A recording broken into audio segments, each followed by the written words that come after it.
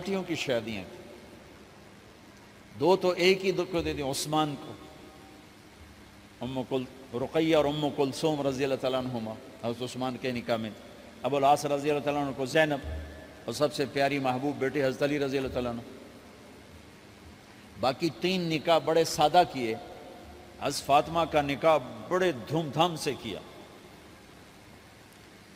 ان کا رشتہ لے کر صدیق آئے، یا رسول اللہ میں خواہش مند ہوں، آپ چپ رہے۔ پھر حضرت عمر بعد میں گئے، یا رسول اللہ میں خواہش مند ہوں، آپ چپ رہے۔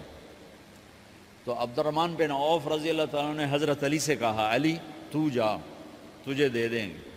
وہ کہنے لگے میں تو بہت غریب ہوں، مجھے کہاں دیں گے؟ حضرت علی کا ذاتی گھر بھی نہیں تھا، کسی سے ایک کوٹھا مانگ کے اس میں رہ رہے تھے مدینہ میں۔ کہا نہیں تو جا جا۔ تو یہ مسجد میں پہنچے، اللہ کے نبی کو دیکھا تو ایسا روب طاری ہوا کہ بولے ہی کچھ نہیں۔ اللہ کے نبی کو تو پتہ ہے کہ کیا ہے اور کس لیے ہے۔ تو آپ نے کہا علی کیسے آئے؟ چپ۔ کہا لگتا ہے فاطمہ کے رشتے کے لیے آئے ہو؟ کہا جی ہاں۔ تو آپ نے کہا انشاءاللہ، اتنا کہا انشاءاللہ، اور چپ ہو گئے۔ تو حضرت علی چپ کر کے اٹھ کے باہر آ گئے، صحابہ باہر کھڑے ہوئے تھے۔ تو کہنے لگے یار دیکھا نا، میں تمہیں پہلے ہی کہتا تھا مجھے نہ بھیجو، انکار ہو گیا، بولے ہی کچھ نہیں۔ تو حضرت عبد الرحمن بن عوف کہنے لگے جنہوں نے بھیجا تھا، وہ کچھ تو کہا ہوگا، کہ بس انشاءاللہ کہا تو اللہ کے بندے ہاں ہو گئی، نبی کی انشاءاللہ ہاں ہوتی ہے، یہ ہاں کیوں نہیں کی؟ سبحان اللہ، اللہ اکبر، یہ ہاں کیوں نہیں کی؟ گھر گئے، فاطمہ علی کا رشتہ آیا ہے کر دوں، اس لیے ہاں نہیں کی۔ ہم تو بیٹیوں سے پوچھتے ہی نہیں، عیب سمجھتے ہیں بیٹیوں سے پوچھنا۔ جی میں گاں نو بن چھڑیا قلعے نال، ایویں اسی دیاں نو بن چھڑنے قلعے نال۔ مجھے ایک اپنی مطلب برادری لیول کے ایک خاتون کا فون آیا کہ مولانا پڑھایا مجھے لاہور میں اچھے کالجوں میں، اور میری منگنی کرتے وقت مجھ سے پوچھا ہی نہیں، اور ایک شرابی سے منگنی کر کے مجھے اطلاع دی سی تیری منگنی کر چھڑی ہے، فلانی تاریخ نو تیرا نکاح بھی ہونا ہے۔ مجھے آج تک گلہ ہے، پوچھ لیتے۔ اگر نہیں پوچھا تھا چلو میں نا ساڑھے پنجاب وچ کوئی نہیں پوچھ دے، گاں موج دی طرح ٹور چھڑ دین، تو چلو اتنا تو ویکھ لیندے بھی کم از کم شراب تو نہ پیندا ہویا۔ ایک شرابی نال میرا نکاح کر چھڑ، ساری زندگی اڈیاں رگڑ رگڑ میری گزر گئی۔ علی جیسا رشتہ آیا ہو تو اوپر سے حکم بھی آ چکا ہو کہ علی کو ہی دینا ہے، تو پھر آپ فاطمہ سے پوچھیں فاطمہ تیرا رشتہ آیا ہے علی کا کر دوں؟ حضرت فاطمہ نے ہاں کی تو پھر مسجد تشریف لائے۔ یہ آپ کو معاشرت سکھائی جا رہی کہ بیٹیوں سے بھی پوچھو، زندگی انہوں نے گزارنی ہے، تم نے تو نہیں گزارنی۔ بس میری غیرت دا سوال ہے، میں اتنا ہی کرنا نہیں تو بیٹھی رہے۔ میری اپنی فیملی میں اتنی عورتیں بوڑھی ہو کے قبروں میں چلی گئیں، بس اتنا ہی کرنا نہیں کرنا تو بیٹھی رہے، وہ بیٹھی رہ گئیں۔ یہ ظلم و ستم ہے جو تمہاری عدالت میں بھی نہیں آتا، کوئی کیس بھی نہیں ہوتا، لیکن اللہ کی عدالت میں کیس درج ہو چکا ہے کہ میرے نبی نے علی جیسے داماد کے لیے بھی پہلے پوچھا، حالانکہ اوپر سے اشارہ ہو چکا ہے۔ ابھی بتاتا ہوں میں۔ فاطمہ بیٹی علی کا رشتہ ہے کر دوں؟ انہوں نے کہا کر دیں۔ پھر کہا بلاؤ۔ پھر علی آئے، کہا علی جمع کرو لوگوں کو۔ مسجد ساری بھر گئی تو آپ ممبر پر تشریف فرما ہوئے، حضرت علی کو ایسے سامنے بٹھایا، کہا لوگوں مجھے جبریل اللہ کی طرف سے پیغام دینے آئے ہیں کہ میں اپنی بیٹی فاطمہ کا نکاح علی کے ساتھ کر دوں۔ آسمان سے وحی بھی آئی ہو اور پھر بھی پوچھا جائے، یہ میرے نبی کی معاشرت ہے۔ ہم تو پوچھنا عیب سمجھتے اور اسے ذلت سمجھتے ہیں۔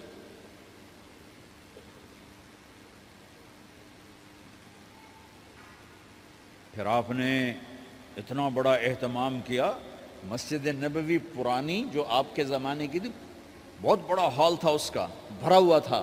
آپ نے سب کو شہد کا شربت پلایا، خود نکاح پڑھایا، نکاح کا خطبہ پڑھ کیا، پھر کہا علی میں نے فاطمہ بنت محمد کو 400 درم مہر کے عوض تمہارے نکاح میں دیا، تو نے قبول کیا؟ انہوں نے کہا جی میں نے قبول کیا، اور سجدے میں چلے گئے اور زور سے دعا مانگی، رب اوزعنی ان اشکر نعمتک التی انعمت علی وعلی والدی وان اعمل صالحا ترضاہ واصلح لی فی ذریتی انی تبت الیک واننی من المسلمین۔ میرے نبی نے کہا آمین، زور سے کہا آمین، نکاح ہو گیا۔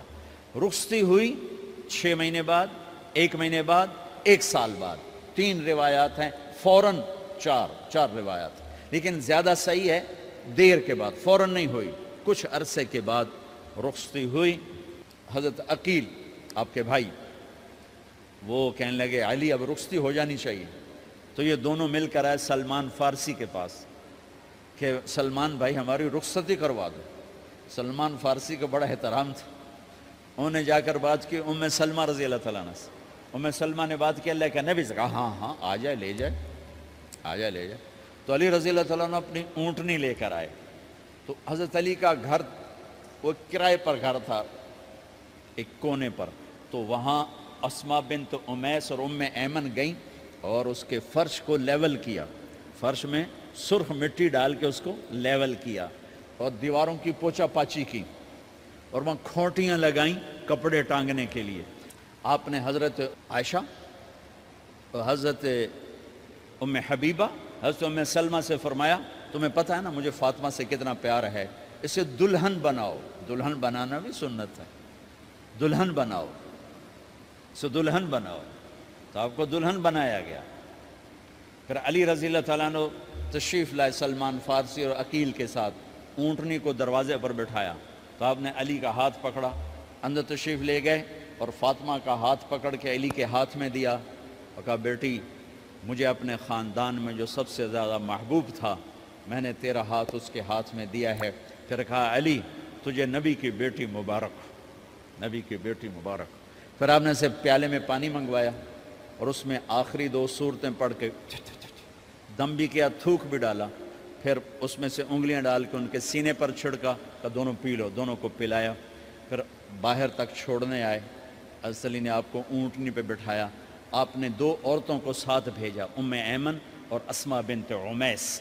یہ چھوٹی سی بارات جا کر علی کے گھر اتری اور آپ نے حضرت علی سے فرمایا کہ میں عشاء پڑھ کے آؤں گا، میرا انتظار کرنا ہے۔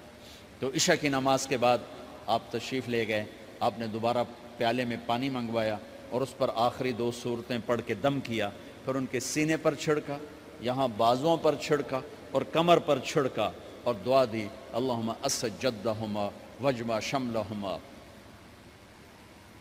وبارک علیہما واخرج منہما ذریۃ صالحہ۔ یہ دعا دی آپ نے اس وقت کہ میرے مالک ان کے جمع ہونے میں برکت عطا فرما اور ان کو سعادتیں عطا فرما اور ان کو نیک اولاد عطا فرما۔ یوں میرے نبی نے اپنی بیٹی کو رخصت فرمایا۔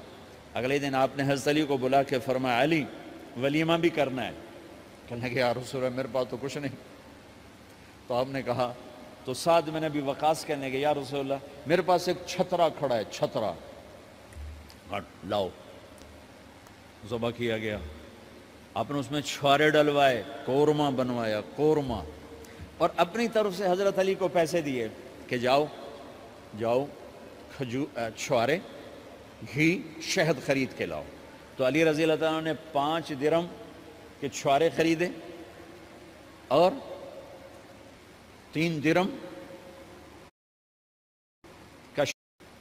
درم کا شہد خریدا اور 1 درم کا گھی خریدا، 9 درم تھے ٹوٹل۔ تو آپ نے کافی سارا آ گیا تو چھواروں کی گٹھلیاں نکلوا کے ان کو پسوایا، پھر شہد اور گھی میں ملایا اور ایک سویٹ ڈش تیار کی اور اس کو حضرت علی کے ولیمے میں آپ نے اپنی طرف سے پیش کیا۔ تو اس دن تازہ روٹی جو کی پکائی گئی اور دیگ پر میرے نبی خود بیٹھے کھانا کھلانے، تقسیم کرنے، خود بیٹھے۔ اب ایک چھترا ہے، 13-14 کلو گوشت ہے، 15 کلو، تو 50 آدمی کھا لیں گے۔ آپ نے کہا سارے مدینے کو دعوت ہے، سارے مدینے والے جتنے بھی آئے، اور میرے نبی خود دیگ سے نکال کے کھلاتے رہے، سارا مدینہ ولیمہ فاطمہ کا کھا گیا اور دیگ بھری پڑی تھی۔ تو ولیمے میں تکلف جائز ہے، سادگی بھی جائز ہے، سادگی بھی سنت ہے، تکلف بھی سنت ہے۔ ہاں جو ہماری خرافات ہیں، فضولیات ہیں، یہ تباہ کن ہیں، ان سے بچنا بڑا ضروری ہے۔ اور بھائیو، کسی کی شادی ہو، اس بچے کی ہو رہی ہے، یہ افسر ہے، ایک ریڑھی والے کی ہو، کسی بھی گھر کی آبادی کا ایک ہی سبب ہے، وہ میٹھا بول ہے، وہ اچھا سلوک ہے۔ جس کی بیٹی کو لے جا رہے ہو اسے عزت دینا، اور یہ جو جا رہی ہے یہ ان کو اپنا ماں باپ سمجھے، اپنے خامند کے ماں باپ کو اپنے ماں باپ سمجھے۔ جاتے ہی لکیریں لگانا نہ شروع کر دے، میں وکھرا کرتے نویدے کرتے نویدے کر۔ وہ اپنے گھر کا ایک فرد بن کے زندگی گزارے۔ جو لے کے جا رہے ہیں ان کے ذمہ ہے کہ اس کو بیٹی بنا کے لے جائیں۔ سسرال جو ہوتے ہیں وہ ہمیشہ عیب دیکھتے ہیں، خوبیاں انہیں نظر ہی نہیں آتی، تو کھٹ بٹ تو ہوتی رہتی ہے، کوئی ایسی بڑی بات نہیں۔ کھٹ بٹ کو صلح میں بدلو، مزید لڑائی جھگڑا نہ بڑھاؤ۔ میرے نبی حضرت فاطمہ کے گھر آئے، دیکھا تو آپ اداس بیٹھی۔ آپ نے کہا فاطمہ بیٹی کیا ہوا؟ کہ میرا اور علی کا جھگڑا ہو گیا۔ اچھا؟ خود گئے بیٹی کے باپ ہو کر، دیکھا تو حضرت علی مسجد میں سوئے ہوئے تھے۔ آپ نے ان کو اٹھایا، کہا یا ابا تراب قم، آپ کو یہ ٹائٹل یہاں ملا، اے ابو تراب۔ فرمایا کرتے تھے کل کائنات ملتی تو اتنی خوشی نہ ہوتی جتنا اس ٹائٹل کی خوشی ہے۔ ابو تراب کہنے کا کیا مطلب تھا؟ کہ اظہار محبت کے لیے ایسے ٹائٹل دیے جاتے تھے۔ تو ابو تراب کہہ کر یہ میسج دیا کہ میاں بیوی کی لڑائی ہوتی رہتی ہے، میں تجھ سے ویسے ہی محبت کرتا ہوں جیسے پہلے کرتا تھا، یہ میسج دیا اس نے۔ اب حضرت علی کو لائے اٹھا کر اور گھر میں تشریف لائے، نہ علی کی سنی نہ فاطمہ کی سنی۔ ہاں بھئی علی کی مسئلہ ہے، ہمیں فاطمہ کیا مسئلہ ہے؟ یہ مسئلے سن سن کے بھی زیادہ لڑائی ہو جاتی۔ صلح کراون علی بھی آپ ہو دو چار لتر مار کے آ جاندے۔ تو میرے نبی نے کیا کیا؟ سبحان اللہ، زمین پر لیٹ گئے، ادھر علی کو لٹایا، ادھر فاطمہ کو لٹایا، علی کا ہاتھ اپنی ناف پہ رکھا، فاطمہ کا ہاتھ ان کے ہاتھ پہ رکھا، اور بیٹی کے ہاتھ پر اپنا ہاتھ رکھا۔ پھر فرمایا کہو ہماری صلح ہو گئی۔ علی کہو، فاطمہ کہو۔ دونوں نے کہا ہماری صلح ہو گئی۔ آپ اٹھے، خوش خوش باہر آئے، چہرہ ایسے گلاب کے پھول کی طرح۔ صحابہ نے عرض کی یا رسول اللہ آج آپ بڑے خوش نظر آ رہے ہیں۔ فرمایا علی و فاطمہ کی صلح کرا کے آ رہا ہو۔ تو کھٹ بٹ ہو جانا تو کوئی بڑی بات نہیں ہے، مطلب یہ وہ گھر ہے، میں اس گھر کی کیا تعریف کر سکتا ہوں۔ تو میں آگے کا ایک قول سنا دیتا ہوں ابن عباس کا، کہ جنت میں نور کی چمک اٹھے گی، ساری جنت ہی کہیں گے یہ نور کیسا نور ہے بھائی جو ساری جنت کے نور پر چھا گیا؟ تو فرشتے بتائیں گے کہ او جنت الفردوس میں علی و فاطمہ بیٹھے ہیں، کسی بات پہ ہنسے ہیں، ان کے دانتوں سے جو نور نکلا ہے اس نے جنت کو روشن کر دیا۔ لیکن کھٹ پٹ یہاں بھی ہو گئی، ان سے بڑا گھر میرے نبی کا ہے، وہاں بھی کھٹ پٹ۔